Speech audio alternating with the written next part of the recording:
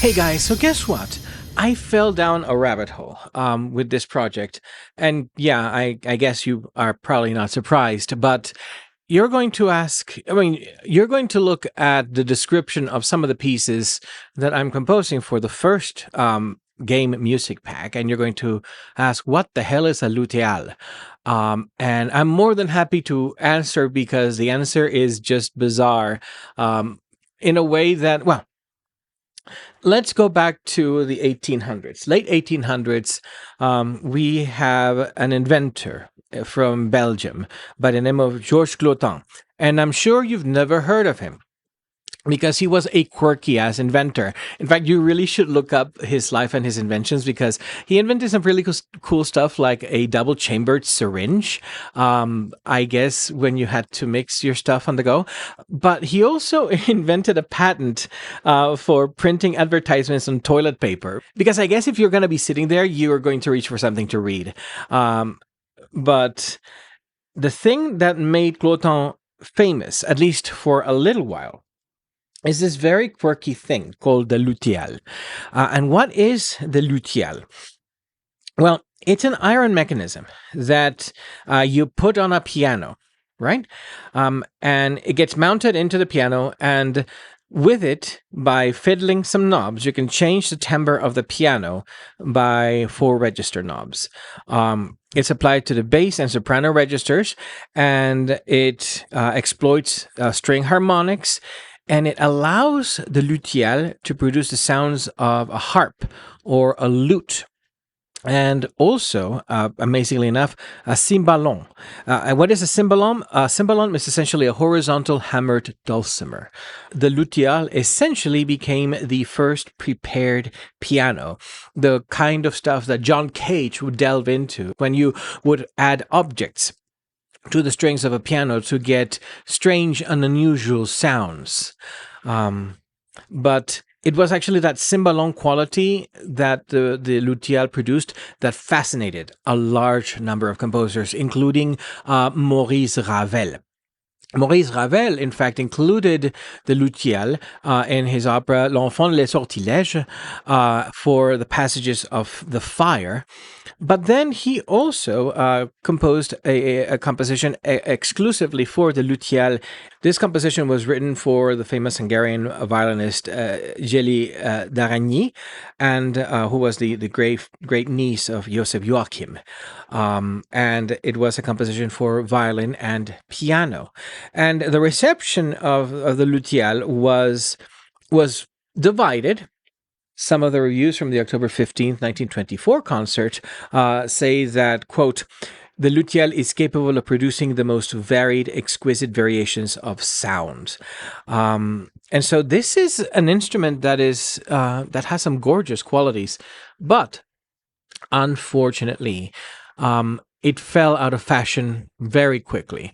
It had nothing to do with the quality of its sound, which is very ethereal and very, very haunting at times. Rather, it had to do with the fact that the mechanism that allowed all of these effects to happen had a tendency to go out of calibration and occasionally break down, which required a lot of maintenance to keep in good shape. Therefore, because of its high maintenance, eventually the Lutheal fell out of fashion and into obscurity. People would come across the compositions of Ravel for the Tigale, and they would say, what the hell is a Lutheal? And nobody really knew because the instrument was all but forgotten. However, around the second half of the 1970s, Dutch violinist Theo Olof decided to find out what the hell the Lutheal was all about.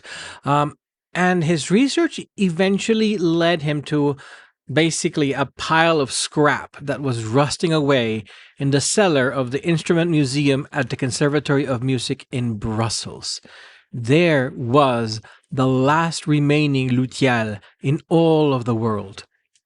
Now, it took Olaf something like 600 hours of work alongside piano technician Everett Snell to restore the Lutheal to its full capacity.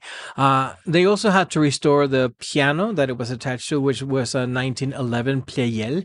But by April of 1979, the instrument was ready to be played again, and it is the only remaining original Lutheal in the world. The French government did commission a new Lutheal to be built on occasion of the 50th anniversary of Maurice Ravel's death.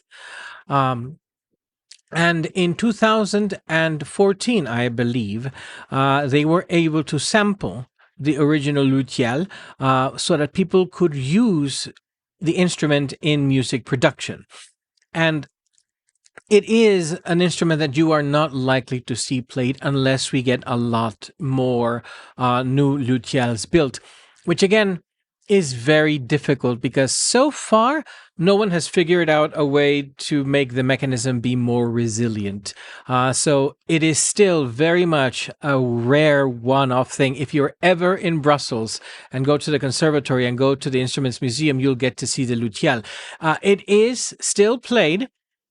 And it is used. There is a composer who has composed a concert for Lutheal and orchestra, and you can find the recordings as well. If you go to the composer's website, and his name is Jan Peter de Graaf, you can find recordings of his Concerto Number 7 for Lutheal and orchestra, which was recorded in 2024. So you can hear it in action. And so the first time I heard the Lutheal, I thought it was the perfect sound for mystery and for this particular type of atmosphere for this instrument pack. So that's why I decided to dust off the sound library and use it. Now, Clotin did not just invent the Lutheal, though. He also invented an instrument called the Orphéal.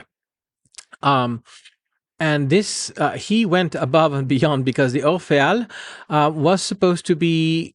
It was an expansion pack. It was DLC for the Lutheal. You were supposed to incorporate it into the Lutheal, and it was capable of imitating the timbre of string instruments, wind instruments, the accordion, and the church organ on the piano. So you could combine the Orphéal and the Lutheal, and you would have basically a super piano. Yes, Clotin basically created a non-synthesizer synthesizer before synthesizers were a thing. Now, there is an Orphéal that exists still, and it is, you guessed it, in the basement of the Conservatoire in Brussels. It has not been restored yet, but there's always hope that someone will have 600 hours and return that crazy instrument to us again. And if you want to read a very interesting biography, look up Clotin and his life. He was definitely an eccentric. It would need an eccentric to create an instrument like that. So here are two pieces from the music package that feature the Lutheal. The first one is called Silver Strings, and it is just a solo for the Lutheal, and the second one is called Hearthfire.